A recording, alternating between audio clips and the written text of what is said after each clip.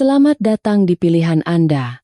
Cerita yang akan kami sampaikan hari ini adalah sebagai berikut. Di sebuah panti werdha, seorang nenek berusia 65 tahun dilarikan ke unit gawat darurat UGD pada tengah malam karena mengeluh sakit perut yang luar biasa. Dokter yang memeriksanya tiba-tiba berteriak dan menelepon polisi. Pemandangan yang terjadi sesaat kemudian membuat semua orang yang ada di lokasi terperangah. Kebenaran mengejutkan apa yang tak seorang pun duga?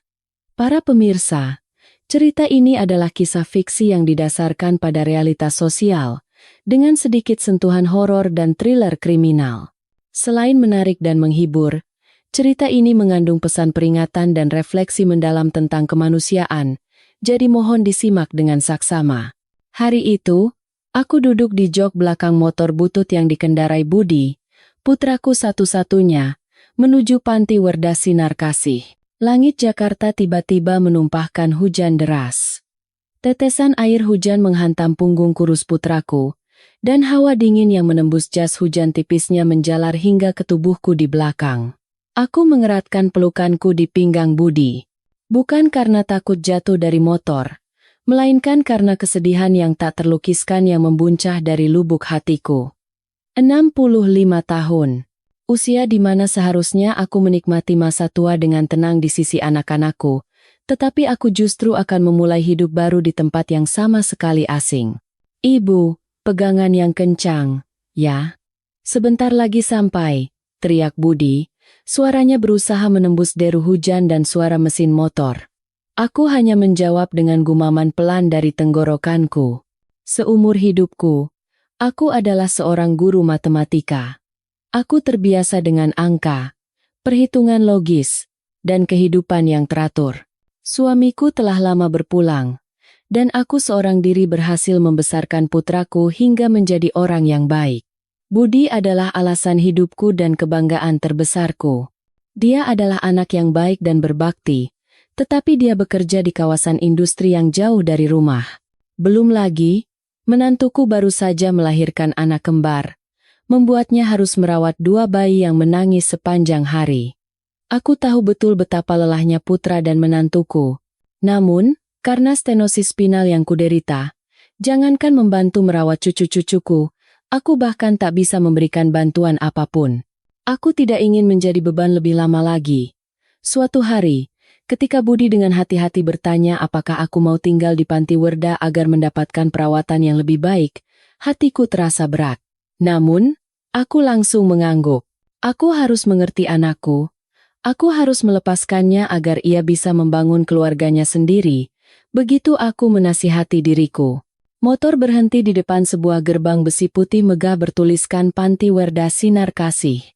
Berbeda dengan jalanan becek di luar, bagian dalam panti tampak seperti dunia yang sama sekali berbeda. Hujan telah reda, menyisakan udara yang segar dan jernih. Rumputnya tertata rapi, dan bunga mawar serta krisan beraneka warna tampak semakin hidup setelah tersiram hujan. Bangunan utamanya adalah gedung 3 lantai berwarna krem yang bersih, memberikan kesan mewah sekaligus nyaman. Segala sesuatu di sini tampak damai dan teratur, persis seperti namanya. Seorang perawat muda berwajah ramah dengan seragam biru muda telah menunggu kami di depan pintu. "Selamat siang, Ibu." "Selamat siang, Mas Budi. Saya Suster Rina," sapanya dengan senyum cerah. "Mari, silakan masuk." Budi menggenggam tanganku erat seolah khawatir aku akan tersesat. Lalu menuntunku masuk. Bagian dalamnya jauh lebih rapi dan bersih. Lantai keramiknya berkilau tanpa sebutir debu pun. Di sepanjang koridor, tergantung lukisan-lukisan pemandangan yang damai. Beberapa lansia sedang membaca koran atau bermain catur di ruang rekreasi bersama. Mereka menatap kami dengan rasa ingin tahu, tetapi tidak ada raut tidak senang. Udara di sini benar-benar tenang, hanya suara detak ritmis dari jam dinding besar yang memecah kesunyian. Suster Rina mengantar kami ke lantai 2, ke sebuah kamar dengan jendela besar yang menghadap ke taman. "Ini kamar Ibu Hartini. Nanti Ibu akan berbagi kamar dengan Ibu Endang. Beliau juga dulu seorang guru, jadi saya yakin ibu berdua akan cocok." Kamar itu luas, dilengkapi 2 tempat tidur yang tertata rapi, lemari pakaian, meja kecil, dan sebuah televisi. Semuanya bersih. Seorang wanita seusiaku dengan rambut yang telah memutih sepenuhnya sedang duduk di dekat jendela sambil membaca buku. Ketika melihat kami, ia tersenyum ramah. Dialah Ibu Endang. Setelah bertukar beberapa patah kata, aku merasakan keakraban darinya. Budi tinggal sedikit lebih lama, dengan hati-hati merapikan pakaian dan barang-barang pribadiku ke dalam lemari. Ia tak henti-hentinya berpesan, mulai dari jadwal makan, waktu minum obat, hingga mengingatkanku untuk segera meneleponnya jika terjadi sesuatu. Melihat wajah cemasnya, aku merasa kasihan sekaligus sedih. Sudah, Budi. Sekarang pulanglah ke istrimu dan anak-anak. Nanti si kembar menangis di rumah, kataku. Ibu di sini ada suster-suster dan teman, jangan khawatir. Aku sengaja bersikap tegar dan ceria untuk menenangkannya. Namun begitu punggungnya menghilang di balik pintu, aku tak bisa lagi menahan air mata. Ibu Endang mendekat dengan tenang dan meletakkan tangannya di bahuku. Semua orang awalnya begitu, Bu. Nanti juga terbiasa. Di sini juga ada kesenangan tersendiri, kok, hiburnya. Aku mengangguk sambil menahan isak tangis. Aku memandang sekeliling kamar dan menatap taman hijau di luar. Mulai sekarang, inilah rumahku. Rumah baru yang teratur dan bersih. Tapi mengapa hatiku terasa begitu hampa dan dingin? Demi putraku, dan demi diriku sendiri, aku bertekad untuk beradaptasi. Mungkin, seperti nama panti Werda ini, hari-hari yang damai benar-benar menantiku. Beberapa hari pertama di panti Werda Sinar Kasih berlalu dengan sangat damai dan lambat. Semua rutinitas berjalan tepat waktu, seperti jam yang terawat baik. Bangun pukul 6 pagi, senam pagi di halaman, sarapan pukul 7. Setelah itu adalah waktu bebas, yang biasa kugunakan untuk berjalan-jalan di taman bersama Ibu Endang, membaca buku, atau bergabung dengan klub catur dan puisi. Makan siang dan makan malam selalu disajikan tepat waktu. Makanannya mungkin bukan hidangan mewah, tetapi bersih dan dimasak sesuai selera orang tua. Terutama Suster Rina dan staf shift siang lainnya. Mereka selalu ramah dan baik hati. Mereka merawat kami dengan cermat. Dari urusan makan hingga tidur, aku mulai terbiasa dengan kehidupan di sini. Kehadiran teman baik seperti Ibu Endang sedikit demi sedikit mengikis kehampaan yang kurasakan di awal. Kami cepat akrab dan berbagi segala macam cerita. Dari kenangan masa mengajar hingga kekhawatiran tentang anak-anak, aku mulai berpikir mungkin keputusan Budi benar. Daripada tinggal sendirian di rumah tua dan menjadi beban untuknya, mungkin lebih baik berada di sini, dengan perawatan sistematis dan teman mengobrol. Namun, ketika malam tiba, panti Werda Sinar Kasih menunjukkan wajah yang sama sekali berbeda. Setelah pukul 10 malam, ketika semua penghuni sudah tidur, seluruh bangunan diselimuti keheningan yang nyaris absolut. Keheningan itu berbeda dari ketenangan damai di siang hari. Ini adalah keheningan yang berat dan menyesakan. Bukan ketenangan orang tidur, melainkan kesunyian tempat yang tak bernyawa. Seolah semua suara ditelan habis. Malam pertama, aku pikir itu hanya karena aku belum terbiasa. Tapi di malam kedua dan ketiga, perasaan itu tidak berubah. Aku mulai menderita insomnia. Berbaring di tempat tidur, aku menajamkan pendengaran, dan dalam keheningan yang menakutkan itu, aku mulai mendengar suara-suara aneh. Suara ketukan samar dari koridor berlantai keramik, seperti seseorang berjalan dengan sepatu hak tinggi. Lalu, suara derit bercampur gesekan, seperti sesuatu yang sangat berat sedang diseret. Suara-suara itu muncul secara tidak teratur, lalu menghilang lagi. Aku menceritakannya pada Ibu Endang, tapi ia hanya melambaikan tangan. Salah dengar kali, Bu. Atau mungkin suara angin yang masuk lewat celah jendela. Kalau sudah tua, telinga dan mata kita kan jadi kurang awas. Aku mencoba mempercayainya. Mungkin aku hanya terlalu sensitif. Tapi suara-suara itu terus mengganggu tidurku. Suatu malam, sekitar pukul 11, aku merasa haus dan berjalan ke dispenser air di ujung koridor. Koridor itu kosong, hanya diterangi cahaya kuning redup yang merembes dari ruang jaga perawat. Saat melewati area dekat tangga, aku samar-samar mendengar suara bisikan. Aku bersembunyi di balik dinding dan mengintip dari celah. Malam itu, petugas jaga malam adalah seorang pria muda bernama Agus. Perawakannya kurus dengan raut wajah kaku, jauh dari keramahan staf siang. Ia sedang berbicara dengan seorang pria asing yang tinggi dan berpakaian serba hitam.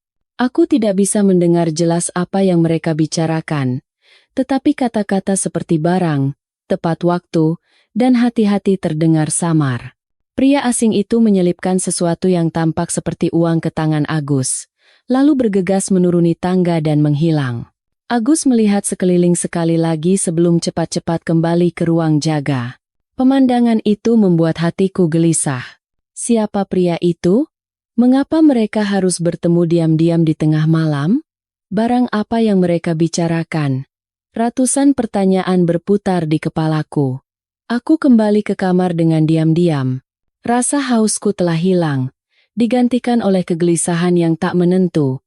Berbaring di tempat tidur, aku tidak bisa tidur. Suara-suara aneh di malam hari dan percakapan mencurigakan yang baru saja kusaksikan menanamkan benih keraguan di hatiku. Apakah panti Werda Sinar Kasih ini benar-benar sedamai kelihatannya? Atau ada rahasia kelam yang tersembunyi di balik kedamaian palsu ini? Malam itu, untuk pertama kalinya, aku merasakan ketakutan di rumah baruku. Waktu berlalu begitu cepat. Tak terasa sudah lebih dari sebulan aku tinggal di panti Werda Sinar Kasih. Benih kecurigaan yang tertanam di hatiku sejak malam aku memergoki Agus dan pria asing itu masih ada. Namun, kehidupan di siang hari begitu normal dan damai, sehingga terkadang aku menyalahkan diriku sendiri karena bereaksi berlebihan. Mungkin itu hanya pemasok barang-barang kebutuhan panti. Dasar sudah tua, pikirannya jadi aneh-aneh. Aku mencoba menyingkirkan pikiran itu dan fokus membaca buku, mengobrol dengan Ibu Endang, atau mengikuti kegiatan lain. Tetapi, tubuhku mulai menunjukkan reaksi aneh. Aku bukan lagi Hartini, pensiunan guru yang meski sedikit kurus, tetap cerdas dan bersemangat. Aku menjadi sangat pendiam. Aku tidak lagi menanggapi cerita-cerita Ibu Endang dengan antusias seperti dulu, hanya menjawab sekenanya dengan atau oh. Aku merasa malas bergaul dengan orang lain dan lebih suka duduk sendirian di kamar sambil memandang keluar jendela. Waktu makan pun menjadi siksaan. Makanan di sini masih dimasak dengan baik, tetapi aku tidak bisa menelannya. Hanya dengan melihat makanan saja sudah membuatku mual. Selama beberapa hari, aku hanya makan beberapa suap. Akibatnya, tubuhku semakin kurus, pipiku menjadi tirus, dan kulitku pucat. Namun, yang terburuk adalah malam-malam tanpa tidur yang terus berlanjut. Begitu berbaring di tempat tidur, mataku langsung terjaga. Aku gelisah, menajamkan telinga pada setiap suara kecil di malam hari. Suara-suara aneh itu masih sesekali terdengar. Terkadang suara gemerincing, terkadang derit roda dari kejauhan.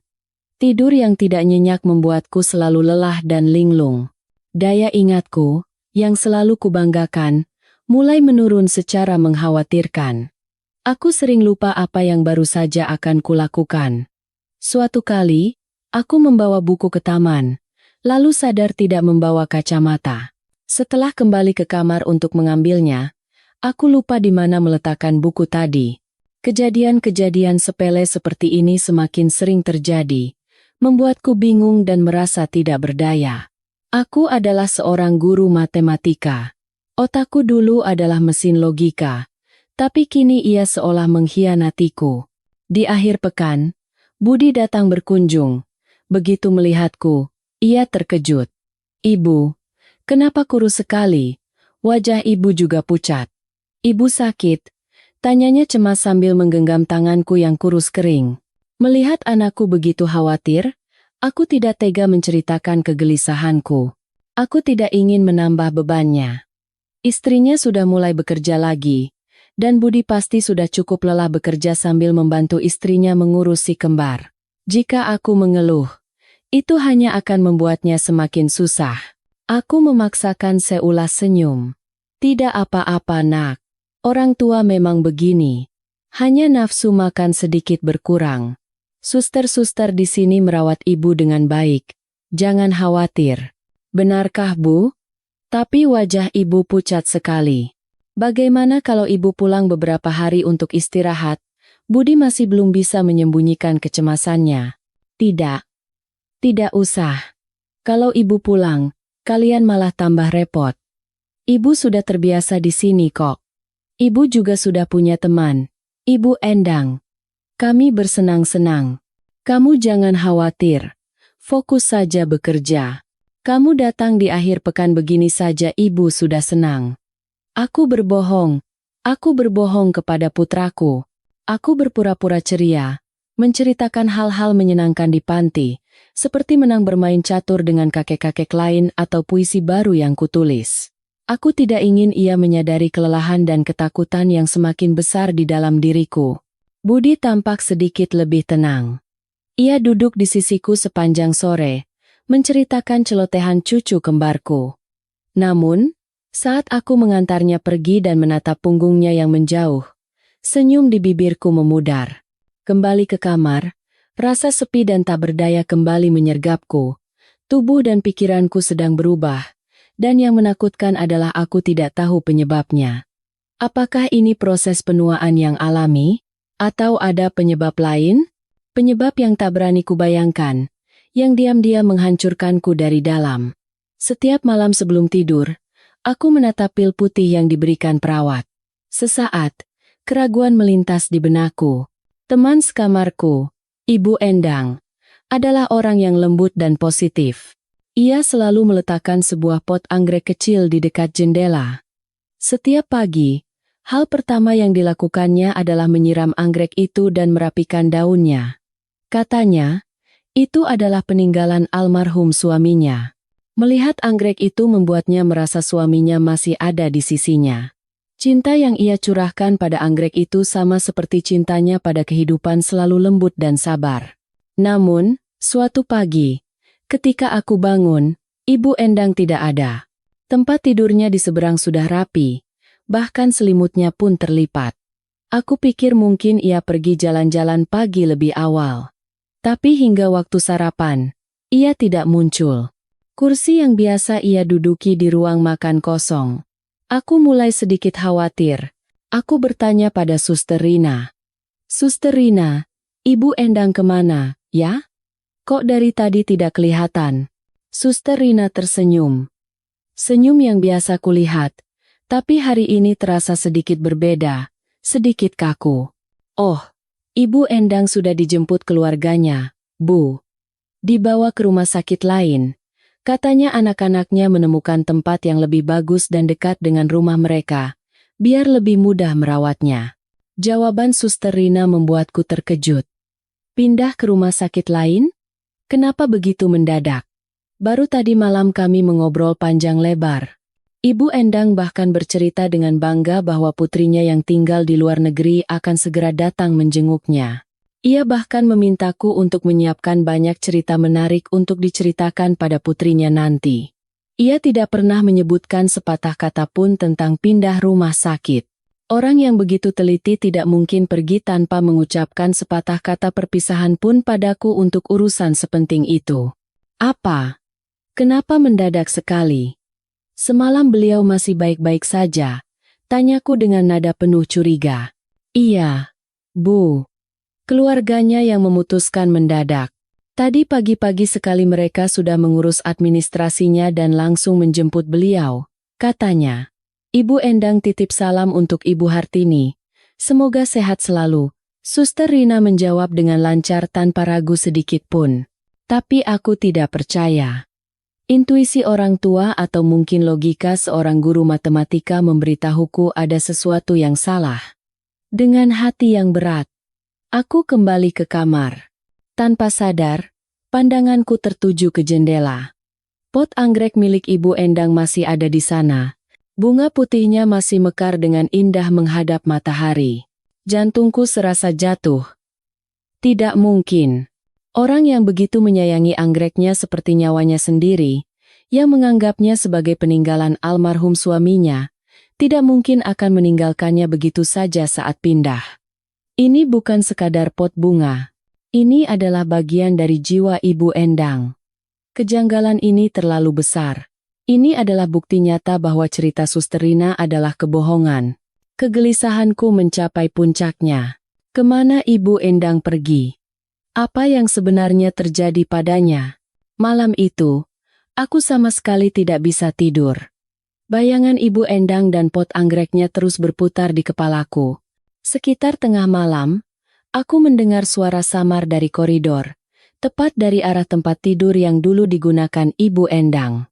Aku turun dari tempat tidur pelan-pelan dan menempelkan telingaku ke pintu. Terdengar suara beberapa orang bergerak, suara perabotan dipindahkan. Aku mengintip dengan hati-hati dari celah pintu. Di bawah cahaya remang koridor, tampak bayangan beberapa orang. Di antara mereka ada Agus, si penjaga malam. Mereka sedang memindahkan barang-barang dari kamar Ibu Endang dengan susah payah. Sebuah lemari kecil, sebuah kotak, semuanya dipindahkan dengan senyap dan cepat. Mereka bekerja dalam diam. Sesekali hanya memberi isyarat dengan tangan. Pemandangan itu semakin menguatkan kecurigaanku. Jika Ibu Endang hanya pindah rumah sakit, mengapa barang-barangnya harus dibereskan diam-diam di tengah malam? Apa yang mereka sembunyikan? Rasa takut yang dingin merayap di punggungku. Ibu Endang bukan pindah rumah sakit. Ia telah menghilang, dan kepergiannya pasti terkait dengan rahasia kelam tempat ini. Keesokan paginya, pintu kamar yang dulu ditempati Ibu Endang terkunci rapat. Di pintu itu tertempel kertas putih dengan tulisan tebal. Sedang direnovasi, dilarang masuk. Kertas itu masih baru, tintanya masih jelas, menandakan baru saja ditempel. Seolah semua jejak keberadaan Ibu Endang telah dihapus dalam semalam. Saat sarapan, suasana seperti biasa. Semua orang tertawa, mengobrol, dan saling menanyakan kabar. Tidak ada yang menyinggung ketidakhadiran Ibu Endang. Seolah-olah bagi mereka, hilangnya seseorang secara tiba-tiba adalah hal yang biasa. Atau mungkin, mereka juga percaya pada alasan pindah rumah sakit yang dibuat-buat oleh staf, seperti aku pada awalnya. Aku memutuskan untuk bertanya sekali lagi. Aku menemui Suster Rina, dengan memasang wajah polos seorang nenek pelupa. Suster Rina, kenapa kamar Ibu Endang direnovasi? Kemarin kan masih baik-baik saja. Suster Rina sedang sibuk membagikan obat kepada penghuni lain. Mendengar pertanyaanku, ia menjawab sekenanya tanpa menoleh. Oh, ada sedikit masalah dengan instalasi listrik dan air di kamar itu, Bu. Demi keamanan para penghuni, pihak panti memutuskan untuk memperbaikinya. Beberapa hari juga selesai kok. Jawabannya lagi-lagi terlalu sempurna dan lancar. Tapi aku tahu itu tidak benar. Aku tidak bertanya lebih jauh.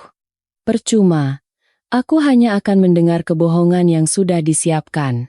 Mulai sekarang, aku harus mencari tahu sendiri. Penyelidikan diam-diamku dimulai. Aku bukan lagi nenek-nenek yang hanya menghabiskan waktu membaca buku di kamar. Aku mulai lebih banyak berjalan-jalan dan mengamati. Aku berusaha tidak melewatkan hal sekecil apapun. Pertama, aku melihat perbedaan mencolok antara para staf. Tim shift siang yang dipimpin Suster Rina selalu tersenyum dan merawat para lansia dengan tulus. Mereka menciptakan citra sempurna sebuah panti werda yang ideal. Tapi tim shift malam adalah kebalikannya. Hanya ada beberapa orang, termasuk Agus. Mereka pendiam, bergerak seperti bayangan, dan hampir tidak pernah berinteraksi dengan kami, para lansia. Kecuali saat membagikan obat di malam hari, mereka seolah berasal dari dunia lain. Dunia yang hanya aktif saat kegelapan tiba. Kedua adalah pintu keluar masuk. Panti Werda Sinar Kasih memiliki satu gerbang utama yang selalu dijaga satpam. Keluarga yang berkunjung harus mendaftar dengan sangat teliti. Tapi aku menemukan ada satu pintu besi kecil lagi di belakang dapur. Siang hari, pintu itu terkunci dengan gembok besar yang sudah usang. Aku coba menggoyangnya, tapi tidak bergerak sama sekali. Namun, pada malam hari, Dari arah itulah kadang-kadang terdengar suara mesin mobil yang sangat samar. Suara mobil yang datang lalu pergi dengan tergesa-gesa. Jelas pintu itu tidak selalu terkunci. Dan yang terakhir, yang membuatku paling gelisah, adalah obat yang harus kami minum setiap hari. Setiap malam sekitar pukul 9, petugas shift malam akan berkeliling ke setiap kamar untuk membagikan obat. Katanya itu suplemen dan obat tidur ringan agar para lansia bisa tidur nyenyak. Aku adalah seorang guru matematika, bukan ahli medis, tapi aku bisa merasakan efek obat itu. Setelah meminumnya, pikiranku menjadi kabur, tubuhku lemas, dan aku akan tertidur sangat lelap. Tidur yang berat tanpa mimpi, seolah-olah aku pingsan karena dipukul. Saat bangun pagi, tubuhku selalu terasa pegal dan kepalaku kosong. Hilangnya Ibu Endang, perbedaan antara staf siang dan malam, pintu belakang yang misterius, dan obat yang aneh. Semua potongan teka-teki ini perlahan-lahan mulai tersusun di kepalaku, membentuk sebuah gambaran yang samar namun mengerikan. Aku merasa terperangkap di tempat yang disamarkan dengan sangat baik, dan jika aku tidak segera mengungkap kebenarannya, aku pun mungkin akan dipindahkan ke rumah sakit lain suatu hari nanti, seperti Ibu Endang. Meninggalkan sebuah pintu kamar yang terkunci dengan papan sedang direnovasi. Rasa takut memaksaku untuk bertindak, tapi aku tahu aku harus sangat berhati-hati. Aku hanyalah seorang nenek tua yang tak berdaya, dan musuhku bersembunyi dalam kegelapan. Aku memutuskan, malam ini, dengan cara apapun, aku harus tetap terjaga. Aku harus memastikan hipotesisku tentang obat tidur itu. Jika obat itu benar-benar membuatku dan lansia lain tertidur pulas, maka itulah kunci dari semua kejadian mencurigakan di malam hari. Sepanjang hari itu, aku berusaha tidur sebanyak mungkin untuk menyimpan tenaga demi malam yang panjang. Tepat saat makan malam, suara gemerincing troli obat yang familiar terdengar di koridor. Agus membuka pintu dan masuk. Wajahnya masih kaku seperti biasa. Tanpa berkata apa-apa, ia meletakkan segelas air dan sebutir pil putih di meja kecil sebelah tempat tidurku.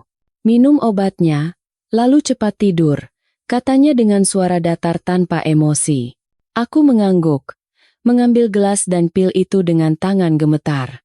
Jantungku berdebar kencang. Bagaimana caranya menyembunyikan pil ini tanpa ketahuan? Aku memasukkan pil ke mulut, bersamaan dengan seteguk besar air. Tapi dengan gerakan lidah yang lihai, aku menyelipkan pil itu di balik pipiku. Rasa pahit obat mulai menyebar di mulut. Agus menatapku tajam, seolah curiga. Aku berusaha senormal mungkin menelan air dan meletakkan gelas kembali di meja. Terima kasih, kataku dengan suara sedikit serak. Agus hanya mengangguk sekali, lalu berbalik dan membanting pintu. Begitu suara langkahnya menjauh, aku segera memuntahkan pil itu ke tisu, membungkusnya dengan hati-hati, dan menyembunyikannya jauh di bawah kasur. Setelah semua persiapan selesai, aku berbaring, mematikan lampu, dan memulai penantian paling menegangkan dalam hidupku. Rasa kantuk datang lebih cepat dari yang kuduga. Meskipun tidak minum obat, tubuhku sepertinya sudah terbiasa untuk tidur paksa pada jam ini. Kelopak mataku terasa berat, dan pikiranku mulai kabur. Aku menggigit bibirku kuat-kuat untuk tetap sadar. Rasa sakit yang tajam membantuku kembali fokus. Aku berbaring diam, menajamkan telinga. Waktu berjalan lambat. Pukul 10, setengah 11. Panti Werda diselimuti keheningan yang biasa. Tapi malam ini, keheningan itu tidak membuatku takut, melainkan meningkatkan kewaspadaanku ke tingkat tertinggi. Aku tahu ini hanyalah ketenangan sebelum badai. Dan seperti dugaanku, sekitar pukul 11 malam, suara-suara itu muncul. Langkah kaki. Tapi bukan satu orang. Terdengar seperti beberapa orang yang berusaha berjalan sepelan mungkin di koridor. Suara pintu berderit. Itu adalah pintu kamar lama Ibu Endang yang katanya sedang direnovasi. Aku turun dari tempat tidur pelan-pelan, menapaki lantai keramik yang dingin dengan kaki telanjang. Aku menempelkan mataku ke celah pintu, menahan napas, dan mengintip. Di bawah cahaya remang koridor, Tampak Agus dan dua pria asing yang sama dengan yang memindahkan barang-barang Ibu Endang tempo hari. Mereka berdiri di depan pintu kamar Ibu Endang. Mereka tidak langsung masuk. Agus melihat sekeliling koridor sekali, lalu memberi isyarat. Salah satu pria asing itu membungkuk dan melakukan sesuatu pada kunci pintu. Pintu terbuka tanpa suara. Ketiganya masuk dan menutup pintu. Jantungku serasa berhenti berdetak. Apa yang terjadi di dalam sana? Aku menunggu, bahkan tak berani bernapas terlalu keras. Sekitar 15 menit kemudian, pintu terbuka lagi. Kali ini, pemandangan di depanku nyaris membuatku berteriak. Agus dan kedua pria itu keluar sambil susah payah mengangkat sesuatu yang ditutupi sepenuhnya dengan kain putih. Bentuknya memanjang, seukuran orang yang sedang berbaring. Meskipun tertutup kain, aku bisa menduga ada sosok manusia yang tak bergerak di dalamnya. Mereka bergerak dengan cekatan dan tergesa-gesa menuju ujung koridor, ke arah tangga tempat aku pernah melihat Agus berbicara dengan pria asing. Kain putih, bentuk manusia, hilangnya Ibu Endang. Semua gambaran dan dugaan yang terpisah-pisah itu seketika terhubung di kepalaku, membentuk sebuah kebenaran yang mengerikan. Jantungku seakan berhenti, dan seluruh tubuhku gemetar hebat. Itu bukan perabotan. Itu bukan barang. Itu Ibu Endang, atau seseorang sepertinya. Rasa ngeri yang luar biasa menyergapku. Aku terhuyung mundur, tersandung kaki tempat tidur, dan jatuh terduduk. Untungnya tidak menimbulkan suara keras. Aku segera merangkak kembali ke tempat tidur dan menarik selimut hingga menutupi kepala. Tubuhku terus gemetar.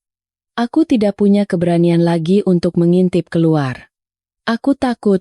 Aku sadar baru saja menyaksikan sebuah kejahatan yang mengerikan. Panti Werda Sinar Kasih ini bukan fasilitas perawatan. Ini adalah perangkap.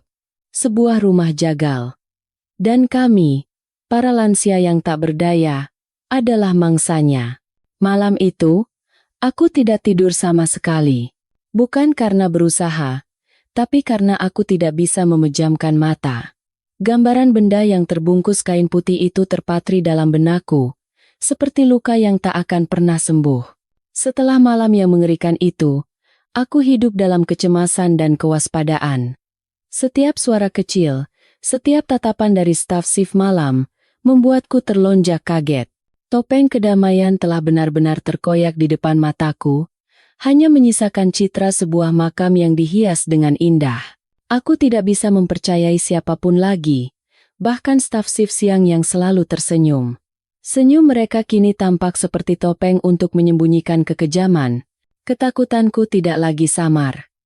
Ia memiliki wujud konkret, wujud benda yang terbungkus kain putih. Dan ketakutan itu semakin menjadi-jadi ketika aku mulai menyadari bahwa kasus penghilangan serupa terjadi di sekitarku. Yang pertama adalah kakek Sutomo dari kamar di ujung koridor. Beliau berusia lebih dari 80 tahun dan sulit bergerak karena efek samping stroke ringan. Semua anaknya tinggal di luar negeri. Beliau adalah orang yang ceria dan suka bercanda. Suatu pagi, ia tidak muncul saat senam pagi. Ketika aku bertanya, Suster Rina kembali tersenyum dan berkata, "Oh, kakek Sutomo sudah dibawa putranya ke Amerika, Bu. Sayang sekali, karena terburu-buru, beliau tidak sempat pamit pada siapapun." Lagi-lagi kebohongan yang terang-terangan. Baru 2 hari yang lalu, kakek Sutomo mengeluh padaku bahwa ia rindu rumah, rindu kampung halamannya, dan tidak ingin meninggalkan tanah ini. Beberapa hari kemudian, giliran Nenek Lastri dari kamar seberang. Beliau menderita penyakit jantung, kondisinya sangat lemah, dan hampir selalu terbaring di tempat tidur. Ia tidak punya anak, hanya seorang keponakan jauh yang sesekali datang menjenguk. Dan ia pun tiba-tiba dipindahkan ke pusat perawatan jantung yang lebih baik. Kamarnya pun segera dipasangi papan sedang direnovasi. 1, 2, lalu 3 orang. Setiap beberapa hari, seorang lansia menghilang dengan senyap. Aku mulai menyadari ada pola mengerikan dalam kasus-kasus penghilangan ini. Mereka semua memiliki kesamaan. Mereka adalah yang paling tua, Kondisi kesehatannya paling buruk, dan yang terpenting, mereka semua kesepian dan jarang dikunjungi keluarga. Mereka adalah orang-orang yang jika menghilang, akan paling mudah ditutupi dengan alasan yang sempurna. Lalu aku melihat diriku sendiri. Aku 65 tahun, tidak terlalu tua, tapi juga tidak muda. Karena kehilangan nafsu makan, insomnia, dan mungkin efek obat itu, kesehatanku semakin menurun. Suamiku telah lama meninggal, dan aku hanya punya Budi, yang tinggal jauh dan sibuk sehingga hanya bisa mengunjungiku seminggu sekali. Aku sadar, aku cocok dengan semua kriteria mangsa sebelumnya. Serangan panik yang hebat melandaku. Apakah aku selanjutnya? Apakah suatu malam nanti aku juga akan dibawa keluar dari tempat ini terbungkus kain putih? Dalam keputusasaan, aku mencari telepon umum di ruang rekreasi. Aku harus menelepon Budi. Aku harus memberitahunya. Hanya dia yang bisa menyelamatkanku. Dengan tangan gemetar, aku menekan nomornya. Ketika suara Budi yang familiar terdengar di seberang. "Halo Bu." Air mataku langsung tumpah. "Budi, ini Ibu." Kataku dengan susah payah menahan isak. "Ibu, ada apa?" "Ibu menangis?" "Ada apa, Bu?" Desak Budi dengan cemas. Aku ingin berteriak.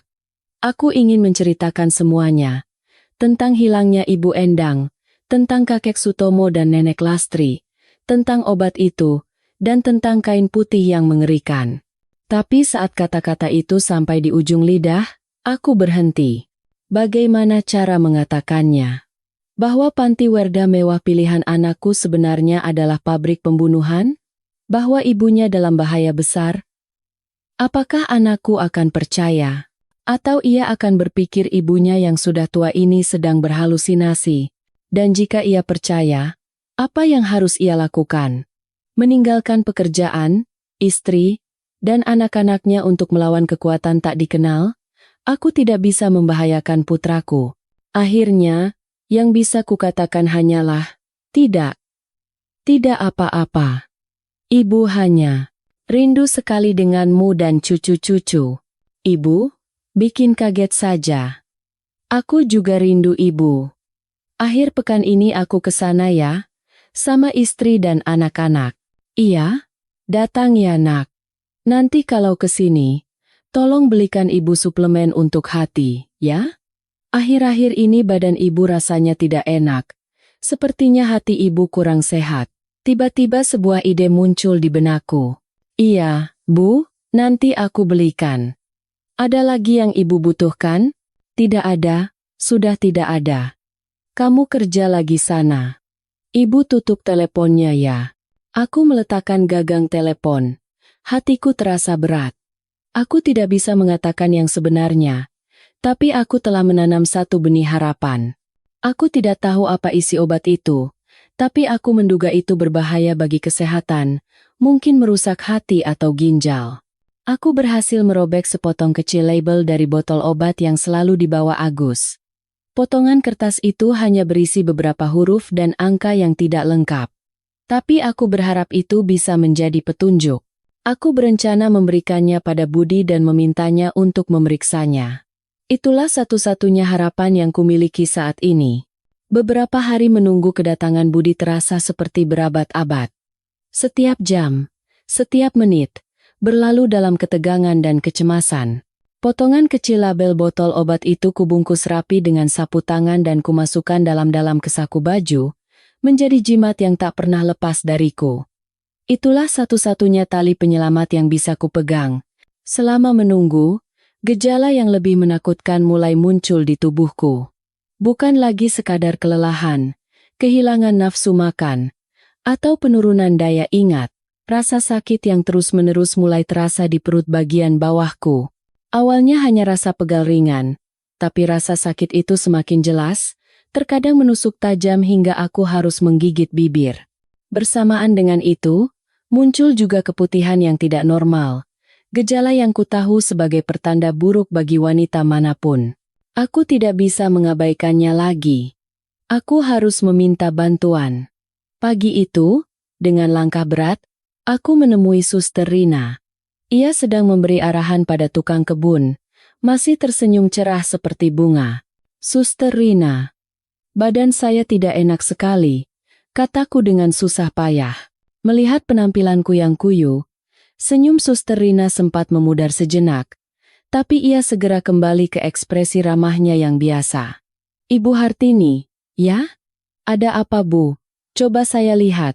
Perut bagian bawah saya sakit. Sudah beberapa hari ini sakit terus. Aku ragu-ragu bagaimana harus memulai cerita yang sensitif itu. Suster Rina tidak menunggu aku selesai bicara dan langsung melambaikan tangan. Aduh, Bu. Namanya juga sudah tua. Wajar kalau di sana-sini sakit. Mungkin karena cuaca lagi tidak menentu. Ibu istirahat saja di kamar. Banyak minum air hangat. Nanti juga sembuh. Tidak, Suster. Kali ini berbeda. Rasanya tidak enak sekali. Bisakah saya dibawa ke rumah sakit untuk diperiksa? Aku memohon. Senyum Suster Rina lenyap seketika. Tatapannya menjadi dingin dan jengkel. Ibu ini terlalu banyak khawatir. Di panti kita ini ada dokter jaga. Kalau memang ada masalah serius, kami pasti sudah tahu. Penyakit orang tua, kami lebih paham. Kembali saja ke kamar, Bu. Jangan banyak jalan-jalan, nanti tambah capek. Setelah berkata begitu, ia kembali ke pekerjaannya, meninggalkanku yang putus asa di sana. Sikapnya yang acuh tak acuh dan kejam memupuskan semua harapanku untuk mendapat bantuan dari staf shift siang. Mereka adalah komplotan. Mereka tidak akan pernah membiarkanku keluar dari sini dengan mudah. Malamnya, obat tidur yang dibawa Agus terasa lebih kuat dari biasanya. Begitu meminumnya, kepalaku langsung pusing dan semuanya terasa kabur. Aku tidak punya tenaga lagi untuk menyembunyikan obat atau menahan kantuk. Sesaat sebelum kehilangan kesadaran, aku menyadari tempat tidur di seberangku tidak lagi kosong. Mereka telah membawa seorang nenek baru yang tampak lebih lemah dariku. Namanya katanya Ibu Yanti. Belum sempat aku menyapanya, aku sudah kehilangan kesadaran. Keesokan paginya, saat terbangun dalam keadaan linglung, aku menyadari sesuatu yang aneh. Piyama yang kukenakan bukan yang kupakai semalam. Aku ingat betul memakai piyama biru muda motif bunga, tapi sekarang aku memakai baju putih polos yang longgar. Aku panik dan memeriksa tubuhku, tapi kepalaku yang pening tidak bisa berpikir jernih. Ketika Suster Rina masuk untuk membersihkan kamar, aku segera bertanya, "Suster, kenapa baju saya diganti?" Ia menatapku dan berkata dengan santai, "Oh, tadi malam ibu tidur nyenyak sekali sampai mengompol di tempat tidur. Jadi kami gantikan baju dan spraynya. Jangan khawatir, Bu, sudah kami cuci bersih." Kata-katanya seperti tamparan di wajahku. Aku, seorang guru yang seumur hidup selalu menjaga kebersihan, tidak mungkin melakukan hal seperti itu. Tapi aku tahu percuma membantah. Ini adalah cara mereka untuk mempermalukanku, untuk menginjak-injak harga diriku, untuk mengubahku dari seorang wanita cerdas menjadi nenek pikun yang tidak bisa mengurus diri sendiri. Mereka ingin membuatku percaya bahwa semua yang kualami hanyalah karena aku sudah tua dan sakit. Rasa sakit itu tidak membaik seperti kata Suster Rina, malah semakin parah. Dari nyeri tumpul menjadi kram hebat yang terasa hingga ke tulang. Sepanjang hari itu, aku hampir tidak bisa beranjak dari tempat tidur. Aku meringkuk, memegangi perut bagian bawah dengan kedua tangan, menahan sakit hingga bantal basah oleh keringat. Teman sekamar baruku, Ibu Yanti, hanya terbaring diam di tempat tidurnya, sesekali mengeluarkan erangan lemah. Kamar itu dipenuhi udara penderitaan dan keputusasaan. Malamnya, ketakutanku berlipat ganda. Aku tahu aku tidak bisa bertahan lebih lama lagi. Rasa sakitnya semakin hebat, seolah ribuan jarum menusukku dari dalam. Aku merasa akan segera mati. Mati dalam kesakitan, dalam penghinaan, dan dalam kesunyian. Saat itulah, pintu terbuka dengan kasar. Agus masuk membawa segelas air dan pil yang familiar. Melihatnya, secercah harapan samar muncul di hatiku. Meskipun ia iblis, Saat ini hanya dialah yang bisa kumohon. Mas Agus, tolong, selamatkan saya, kataku dengan suara yang nyaris tak terdengar. Agus meletakkan obat di meja dan menatapku dengan jengkel. Nenek ini kenapa lagi? Saya sakit sekali, rasanya mau mati. Tolong bawa saya ke rumah sakit.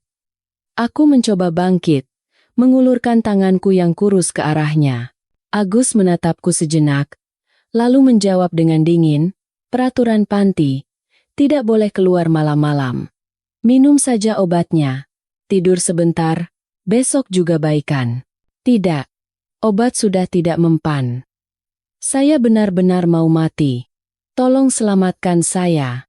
Air mata mengalir di pipiku. Permohonanku yang putus asa sepertinya sedikit memengaruhinya. Keraguan melintas di wajah Agus. Ia menatapku, lalu melirik Ibu Yanti yang tertidur lelap. Akhirnya, dengan enggan ia berkata, "Tunggu di sini, saya panggilkan dokter jaga." Ia pun keluar. Sesaat kemudian, ia kembali bersama seorang pria berjubah putih, tapi bukan dokter yang kukenal di rumah sakit. Wajahnya lebih sangar daripada ramah. Ia memeriksa tubuhku seadanya, menempelkan stetoskop beberapa kali di perutku, lalu berkata acuh tak acuh, "Tidak ada masalah, hanya gangguan pencernaan orang tua. Minum obat ini nanti juga sembuh." Ia memberikan sebutir pil lain kepada Agus, lebih besar dan berwarna kuning. Tanpa banyak bicara, Agus melarutkan pil itu ke dalam air dan memaksaku meminumnya. Rasanya sangat pahit dan berbau aneh. Setelah meminumnya, kepalaku semakin pusing. Rasa sakitnya sedikit mereda, tapi digantikan oleh sensasi seperti seluruh tubuhku lumpuh. Pria berjubah putih dan Agus keluar dari kamar, meninggalkanku dalam keadaan setengah sadar. Aku terbaring tak berdaya. Harapan terakhirku pupus sudah. Aku tahu mereka tidak akan pernah menolongku, mereka hanya menunggu aku mati. Dalam keadaan setengah sadar, aku mendengar suara lirih dari tempat tidur sebelah. Suara Ibu Yanti. "Tolong, selamatkan saya." Suaranya lemah dan putus-putus, seperti lilin di depan angin. Aku mencoba menoleh untuk melihatnya. Ia meringkuk di balik selimut tipisnya. Seluruh tubuhnya gemetar. Aku sadar. Bukan hanya aku yang menderita. Dia juga. Dan mungkin, nasibnya juga sudah ditentukan. Malam ini adalah malam penentuan. Bukan hanya untukku, tapi juga untuknya. Waktu seakan berhenti. Entah berapa lama, tapi aku merasakan rasa sakit itu kembali. Lebih hebat, lebih kejam, seolah ingin mencabik-cabik tubuhku. Pil kuning itu hanya memberikan efek sementara. Kesadaranku kini kacau antara rasa sakit fisik dan ketakutan yang luar biasa. Aku tidak boleh mati seperti ini. Aku punya potongan label obat itu. Aku punya harapan pada Budi. Naluri untuk bertahan hidup muncul lebih kuat dari sebelumnya. Dengan sisa tenaga yang kumiliki, aku berteriak. Bukan lagi erangan lemah, melainkan jeritan yang merobek kesunyian mematikan di panti Werda Sinar Kasih. "Tolong! Ada orang mau dibunuh di sini. Tolong!" Aku berteriak sekuat tenaga, seolah mempertaruhkan sisa hidupku. Erangan Ibu Yanti pun bercampur dengan teriakanku, menjadi tangisan yang memilukan. Pintu kembali terbuka dengan kasar. Agus masuk dengan wajah pucat. Ia tidak bisa lagi mempertahankan ekspresi kakunya yang biasa. Kepanikan jelas terlihat di wajahnya. "Nenek, diam. Mau mati ya?" bentaknya sambil mencoba membekap mulutku. Tapi aku terus meronta, mengeluarkan suara dari tenggorokanku. Teriakanku pasti terdengar di seluruh koridor. Pasien yang membuat keributan seperti ini tidak mungkin dibiarkan begitu saja. Keheningan absolut di tempat ini telah pecah. Agus kebingungan. Ia segera mengeluarkan ponselnya dan menekan nomor. Samar-samar ku dengar ia menelepon dengan suara gemetar. "Kepala Suster Dewi, nenek di kamar 201 mengamuk. Saya tidak bisa menanganinya." "Bagaimana ini?" Sesaat kemudian, Seorang wanita parubaya dengan seragam kepala perawat yang berwibawa masuk dengan tergesa-gesa. Mungkin dialah kepala Suster Dewi yang ditelepon Agus. Ia menatapku dan Ibu Yanti dengan mata sedingin es. Dasar tidak becus, hardiknya pada Agus. Mengurus satu nenek tua saja tidak bisa sampai bikin keributan begini. Lalu ia berpaling padaku dan berkata dengan gigi gemeretak, "Apa maumu? Rumah sakit. Bawa saya ke rumah sakit," kataku dengan susah payah, nyaris kehabisan napas. Kepala Suster Dewi menatapku tajam selama beberapa detik, seolah sedang menghitung sesuatu. Jika aku mati di sini dalam kondisi seperti ini, pasti akan menimbulkan masalah. Akhirnya, dengan geram, ia membuat keputusan. "Panggil ambulans. Cepat." Agus, seolah baru saja mendapat pengampunan, langsung berlari keluar. Sekitar 15 menit kemudian, suara sirene ambulans yang awalnya terdengar sayup-sayup semakin mendekat. Dua petugas medis masuk ke kamar mendorong Brankar. Tanpa bertanya apa-apa, mereka dengan cepat memindahkanku ke atasnya. Saat mereka mendorongku keluar kamar, aku menoleh dan melihat Agus. Di wajahnya, bukan lagi ada kebencian, melainkan ketakutan yang luar biasa. Ia tampak seperti anak kecil yang takut ketahuan berbuat salah. Ambulans melaju kencang menembus kegelapan. Cahaya lampu jalan menyapu jendela. Silih berganti terang dan gelap, seperti nasibku. Aku terbaring di Brankar, masih menahan sakit. Tapi secercah harapan menyinari hatiku. Aku berhasil keluar dari tempat itu. Meskipun mungkin hanya sementara, aku telah bebas dari neraka dunia itu. Cahaya terang dan bau disinfektan yang khas dari Rumah Sakit Umum Daerah, RSUD, menyambutku. Udara dingin ini anehnya membuatku tenang. Aku langsung dibawa ke unit gawat darurat. Seorang dokter berusia sekitar 40 keropaan tahun, berkacamata, dengan penampilan ramah namun tegas, segera menghampiri tempat tidurku. Di tanda pengenalnya tertulis Dr. Hendra. "Pasien kenapa?" tanya Dr. Hendra pada petugas ambulans.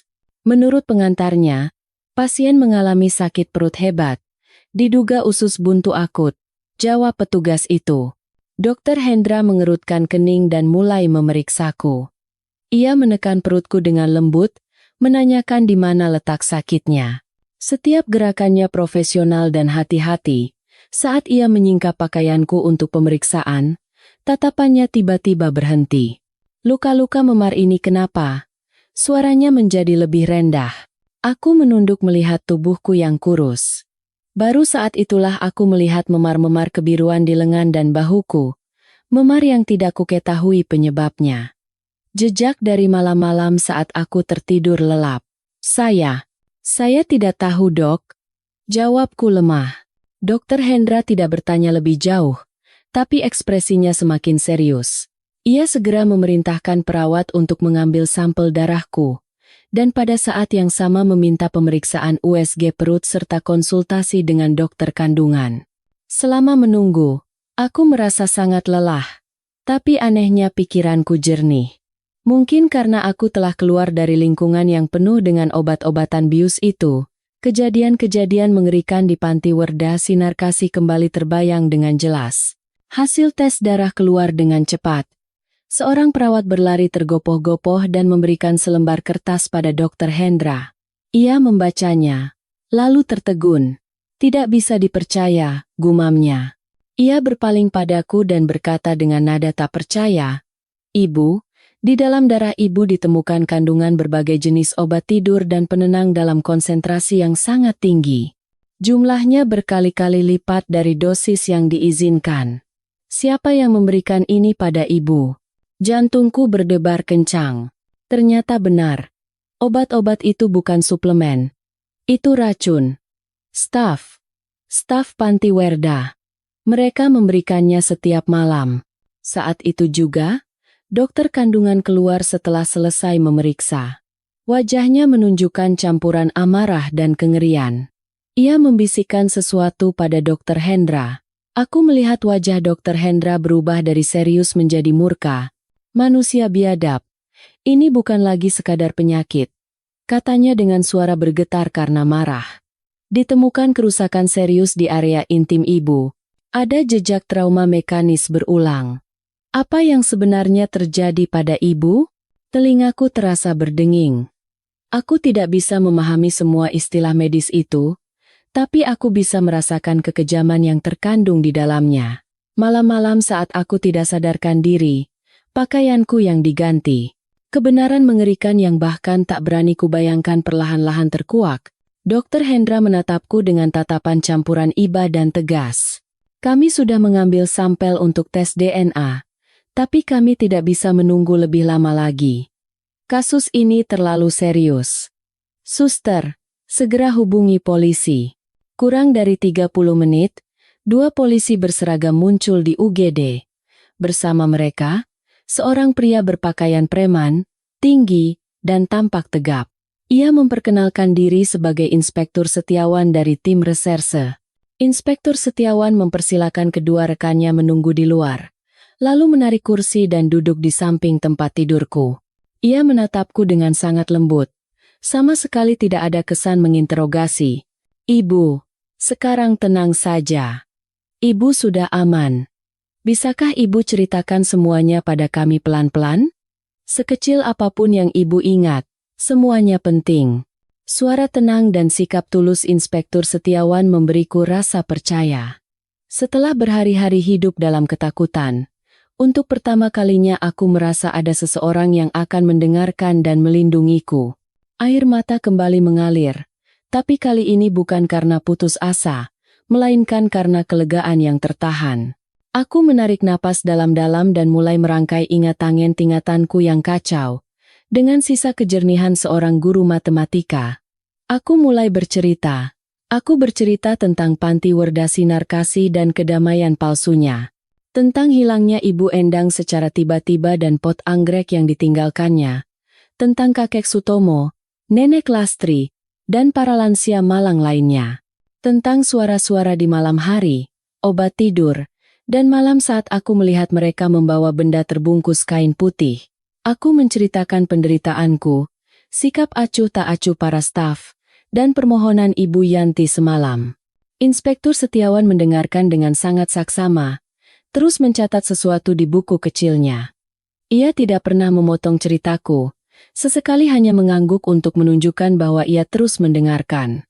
Ketika aku selesai bercerita dalam keadaan nyaris kehabisan tenaga, tiba-tiba aku teringat sesuatu. Dengan tangan gemetar, aku merogoh saku bajuku dan mengeluarkan sapu tangan yang berisi potongan kecil label botol obat itu. Ini yang saya dapatkan. Saya tidak tahu ini apa, tapi ini dari botol obat yang mereka berikan pada kami. Inspektur Setiawan dengan hati-hati mengambil potongan kertas itu dengan pinset dan memasukkannya ke dalam kantong plastik kecil. Ia menatapku dengan penuh penghargaan. Terima kasih, Bu. Ini adalah bukti yang sangat berharga. Saat itu, seorang polisi lain masuk dan melaporkan bahwa mereka telah menemukan Agus, petugas jaga malam yang mengantarku ke rumah sakit. Ia ditangkap saat mencoba kabur dari lorong rumah sakit. Inspektur Setiawan segera memerintahkan agar Agus dibawa ke kantor polisi untuk diinterogasi. Interogasi tidak berlangsung lama. Dihadapkan pada bukti-bukti awal dari rumah sakit dan pertanyaan tajam dari polisi, Agus langsung menyerah. Ia mengakui segalanya. Ia mengaku memberikan obat tidur dosis tinggi kepada para lansia atas perintah Direktur Panti, seorang pria bernama Tirtayasa. Ia juga mengaku bahwa di bawah arahan Tirtayasa, tim shift malam secara rutin melakukan kegiatan mencurigakan, membawa orang asing masuk ke panti, dan memindahkan para lansia ke suatu tempat di malam hari. Informasi lain datang dari rumah sakit. Hasil tes DNA keluar. Ditemukan materi genetik pria asing di tubuhku. Inspektur Setiawan langsung berdiri. Wajahnya mengeras. Ia memerintahkan seluruh timnya untuk segera bergerak ke Panti Werda Sinar Kasih, mengamankan lokasi, dan menangkap Tirtayasa saat itu juga. Setelah menceritakan semuanya pada Inspektur Setiawan, aku jatuh tertidur karena kelelahan. Saat aku membuka mata lagi, hari sudah mulai terang. Sinar matahari pagi yang redup masuk melalui jendela rumah sakit, Tetapi alih-alih memberikan kehangatan, itu justru membuatku menggigil teringat kejadian semalam. Dokter Hendra datang memeriksaku pagi-pagi. Ia mengatakan kondisiku sudah stabil, tapi aku harus tetap dirawat untuk memulihkan luka fisik dan trauma mentalku. Menjelang siang, Inspektur Setiawan datang lagi. Wajahnya tidak lagi tegang seperti semalam, melainkan menunjukkan kelelahan yang mendalam dan amarah yang tak bisa disembunyikan. Ia duduk di kursi dan berkata dengan suara sedikit serak, "Ibu, tadi malam kami langsung bergerak ke Panti Werda Sinar Kasih. Aku menahan napas, merasakan jantungku berdebar kencang, dan mendengarkan." Inspektur Setiawan mengatakan bahwa saat timnya menggerebek, kedamaian palsu di tempat itu hancur berkeping-keping. Kepala Suster Dewi dan staf lainnya terkejut dan tidak bisa berbuat apa-apa. Hal pertama yang mereka lakukan adalah langsung menuju kamarku, kamar 201, nenek yang sekamar dengan ibu. Akhirnya tidak tertolong, suara Inspektur Setiawan merendah. Hasil otopsi menunjukkan penyebab kematian adalah gagal ginjal akut, tapi di tubuhnya ditemukan banyak luka memar seperti pada ibu. Kami menduga ada unsur kesengajaan dalam kematiannya. Air mata mengalir di pipiku. Kasihan Ibu Yanti. Ia tidak seberuntung aku. Erangan lemahnya semalam masih terngiang di telingaku. Aku tidak bisa berbuat apa-apa untuk menolongnya. Bagaimana dengan direktur itu? Tanyaku dengan suara gemetar. Namanya Tirtayasa. Saat kami tiba, ia sudah kabur. Ruang kerjanya berantakan. Ada jejak usaha untuk memusnahkan dokumen. Tapi ia tidak bisa lari jauh. Kami memblokir semua akses keluar kota dan berhasil menangkapnya dini hari tadi saat ia mencoba kabur dengan bus antar kota. Menurut Inspektur Setiawan, awalnya Tirtayasa dengan keras menyangkal semua tuduhan. Ia mengklaim aku berhalusinasi dan Ibu Yanti meninggal karena usia tua. Dengan tanpa rasa malu, ia mengatakan bahwa lansia lainnya dijemput keluarga atau pindah rumah sakit secara sukarela. Tapi ketika Inspektur Setiawan menunjukkan pengakuan Agus, laporan medisku, dan terutama kondisi jenazah Ibu Yanti sebagai bukti, ia mulai gemetar. Akhirnya, di hadapan bukti yang tak terbantahkan, ia menunduk dan mengakui kejahatannya. Ia mengaku bahwa para lansia itu secara sukarela mendonorkan organ mereka setelah meninggal, kata Inspektur Setiawan dengan nada jijik. Tapi itu semua bohong besar. Dia dan komplotannya menggunakan Panti Werda Sinar Kasih sebagai kedok untuk kejahatan mengerikan. Mendengar dua kata donor organ, dadaku terasa sesak. Jadi begitu. Itulah kebenarannya. Teman-teman lamaku Ibu Endang, Kakek Sutomo, Nenek Lastri mereka bukan pindah rumah sakit. Mereka dibunuh untuk diambil bagian tubuhnya. Kain putih yang kulihat malam itu, tidak diragukan lagi, adalah jenazah salah satu korban malang itu. Pengakuan awal Tirtayasa hanyalah puncak dari gunung es. Berdasarkan petunjuk darinya dan data yang diamankan dari Panti Werda Sinar Kasih, tim investigasi Inspektur Setiawan mengungkap kebenaran yang jauh lebih mengerikan.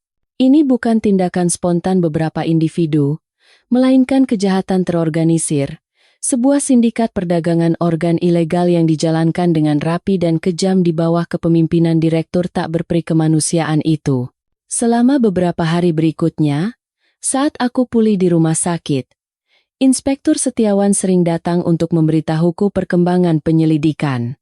Setiap kali mendengar ceritanya, aku kembali terperangah oleh kekejaman mereka.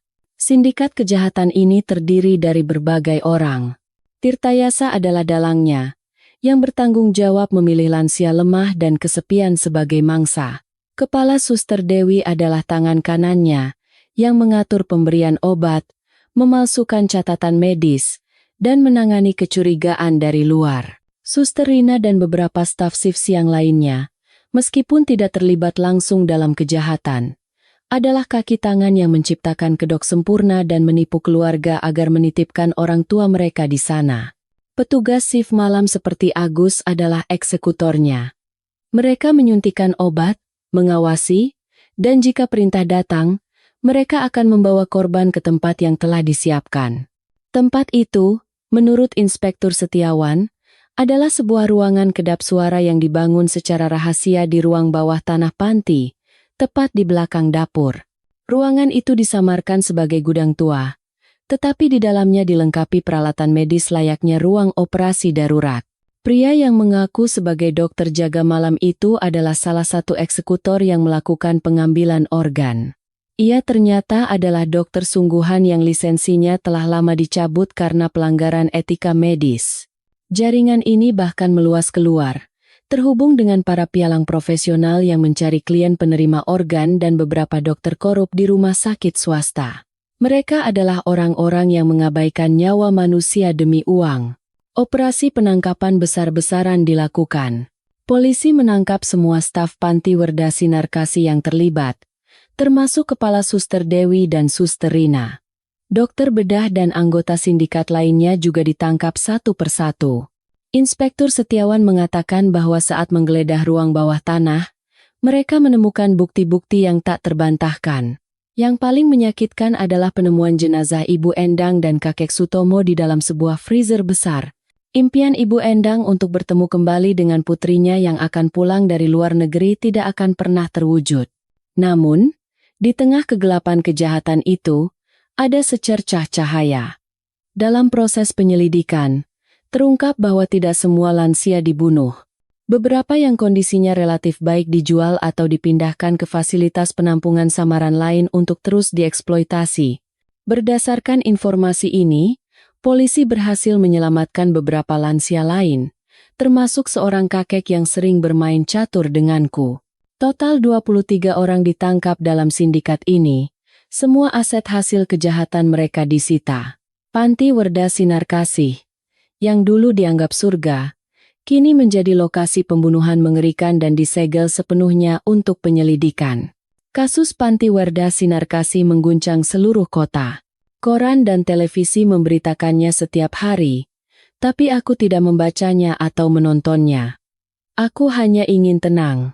Ruang rumah sakit yang putih menjadi tempat perlindungan yang aman bagiku, membantuku menyembuhkan luka fisik dan jiwa. Dr. Hendra dan para perawat merawatku dengan sepenuh hati.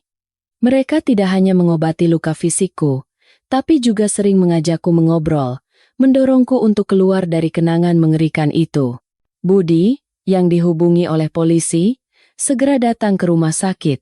Melihatku terbaring di ranjang dengan tubuh yang masih penuh lebam, ia berlutut. Ia tidak menangis, tapi aku bisa melihat bahunya bergetar hebat. Ia menggenggam tanganku yang kurus, menundukkan kepala, dan tidak berani menatapku langsung. Ibu, maafkan Budi. Ini semua salah Budi, karena anak durhaka ini. Suaranya pecah, penuh rasa bersalah dan penyesalan. Melihat putraku, hatiku terasa sakit. Aku tahu betul betapa ia menyalahkan dirinya sendiri. Ia selalu menjadi anak yang berbakti. Keputusannya menitipkanku di Panti Werda hanya karena ia ingin aku mendapatkan perawatan yang lebih baik. Ia juga korban dari penipuan yang rapi itu. Aku menguatkan diri untuk menepuk punggung tangannya dengan lembut. Bangunlah, nak. Ini bukan salahmu. Ibu tidak menyalahkanmu. Siapa yang akan menyangka hati manusia bisa sejahat itu? Kamu juga hanya tertipu. Baru setelah mendengar kata-kataku, Budi mengangkat kepala, matanya merah, dan ia menangis terseduh-seduh seperti anak kecil. Tapi Budi melihat ibu semakin kurus dan pucat. Tapi Budi tidak sadar. Budi terlalu lalai. Budi hampir membunuh ibu. Aku membiarkannya menangis sepuasnya, menumpahkan semua yang ada di hatinya. Setelah ia sedikit tenang, aku berkata, "Sudahlah, semua sudah berlalu. Jangan menyalahkan dirimu lagi. Ibu bisa selamat seperti ini saja sudah merupakan keajaiban. Sekarang, kamu harus kuat demi istrimu dan cucu-cucu ibu." Budi menyeka air matanya dan menatapku dengan tatapan mantap. "Ibu, Budi sudah memutuskan. Budi akan mengajukan permohonan pindah tugas ke kantor cabang dekat rumah. Mungkin gajinya akan berkurang dan pekerjaannya lebih berat. Tapi Budi tidak bisa membiarkan ibu sendirian lagi. Mulai sekarang, Budi yang akan merawat ibu." Aku sangat terharu dengan keputusannya. Itu bukan sekadar ucapan, melainkan sebuah pengorbanan. Aku tahu betapa pentingnya pekerjaannya saat ini baginya, tapi aku tidak menolaknya. Setelah melewati ambang kematian, aku sadar tidak ada tempat yang lebih damai selain keluarga. Beberapa hari kemudian, Dr. Hendra dan Inspektur Setiawan datang menjengukku bersama. Mereka membawa sekeranjang besar buah. Inspektur Setiawan memberitahuku bahwa semua pelaku dalam kasus ini telah didakwa. Berdasarkan kesaksianku dan bukti-bukti yang terkumpul, mereka pasti akan menerima hukuman terberat. Jasa terbesar dalam kasus ini adalah ibu, kata Inspektur Setiawan. Berkat keberanian dan kecerdasan ibu, kami bisa mengungkap kejahatan mengerikan ini dan menyelamatkan banyak orang lain. Aku hanya tersenyum lemah. Aku tidak merasa berani. Aku hanya mengikuti naluri untuk bertahan hidup. Dr. Hendra menggenggam tanganku. Saya minta maaf karena di dunia medis ada orang-orang jahat seperti mereka. Kasus ini akan menjadi pelajaran bagi kami untuk memperketat pengawasan, terutama terhadap panti-panti Werda, agar tragedi seperti ini tidak terulang lagi. Janji mereka membuat hatiku sedikit lebih ringan. Setidaknya, pengorbanan Ibu Endang, Ibu Yanti, dan yang lainnya tidak sepenuhnya sia-sia. Mimpi buruk telah berakhir. Meskipun menyisakan banyak luka, fajar baru sedang menyingsing. Setelah hampir sebulan dirawat di rumah sakit, aku diizinkan pulang. Saat aku pulang, Budi sudah selesai mengurus kepindahannya. Ia membawaku kembali ke rumah tua kami yang penuh kenangan.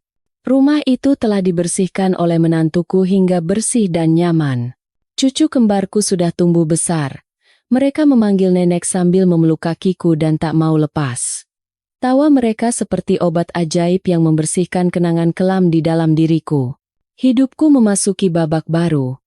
Tidak ada lagi jadwal ketat, tidak ada obat yang menakutkan, tidak ada malam yang penuh kecemasan. Setiap pagi, aku bangun dengan aroma bubur gurih buatan menantuku. Siang hari, aku bermain dengan kedua cucuku, membacakan dongeng, dan melihat mereka belajar berjalan dan berbicara. Pekerjaan baru Budi memang lebih sibuk, tapi setiap malam ia pulang untuk makan malam bersama keluarga. Makan malam yang hangat dan penuh tawa. Itulah kedamaian sejati yang selama ini kurindukan. Suatu sore, saat menonton televisi, aku melihat berita terkini. Seorang reporter berdiri di depan lahan kosong yang tandus, lokasi bekas panti Werda Sinar Kasih. Bangunan 3 lantai yang megah itu telah diratakan dengan tanah. Menurut pemerintah kota, lahan itu akan dibangun kembali menjadi sebuah taman kecil, ruang hijau bagi masyarakat sekitar. Tapi bagi mereka yang mengetahui kasus ini, tempat itu akan selamanya menjadi pengingat dan bukti kekejaman manusia serta rapuhnya kepercayaan. Aku mematikan televisi dengan pelan, tak ingin melihatnya lebih lama lagi. Masa lalu harus dibiarkan beristirahat dengan damai. Kasus Panti Werda Sinar Kasih disidangkan secara terbuka. Direktur Tirtayasa dan dokter tak berperi kemanusiaan itu dijatuhi hukuman mati. Kepala Suster Dewi divonis penjara seumur hidup. Anggota sindikat lainnya dijatuhi hukuman penjara bervariasi dari beberapa tahun hingga 20 tahun, tergantung tingkat kejahatan mereka. Keadilan telah ditegakkan. Aku percaya, di suatu tempat, arwah Ibu Endang, Ibu Yanti, dan teman-temanku yang lain telah beristirahat dengan tenang. Pihak berwenang juga menepati janji mereka. Penyelidikan besar-besaran terhadap semua fasilitas perawatan lansia di seluruh negeri dilakukan. Peraturan baru yang lebih ketat mengenai perizinan, pengelolaan, dan pengawasan diterbitkan. Media massa pun turut serta meningkatkan kesadaran masyarakat tentang perawatan dan perlindungan lansia. Sisa hidupku berjalan dalam kedamaian dan cinta.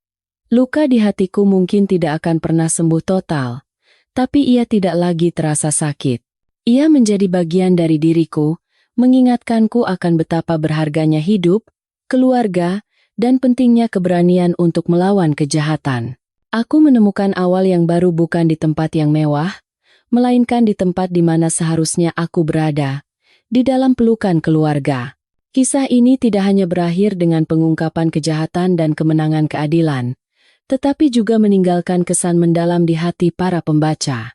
Cerita ini membangkitkan rasa iba terhadap nasib para lansia yang kesepian dan tak berdaya, serta kemarahan terhadap keserakahan dan kebejatan moral. Namun, di saat yang sama, ia menegaskan keyakinan bahwa kebaikan tidak akan pernah padam. Di balik ketakutan dan kegelapan, cahaya kemanusiaan, keluarga, dan keadilan masih bersinar.